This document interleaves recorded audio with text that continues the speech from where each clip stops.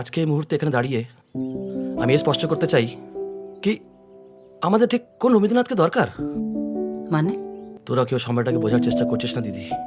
এটা স্বাধীনতা নয়, এটা পরাধীনতার সংস্করণ মাত্র। ডেমোক্রেটিক দোহাই দিয়ে তৃণামিনেন স্কোয়ারগুলো ঘটানো হচ্ছে। জালিয়ানওয়ালা বাগ। তাছাড়া আবার কি? সালা উন্নয়ন চোদাতে গিয়ে চাষিদের জমি নিজের নামে লেখানো হচ্ছে।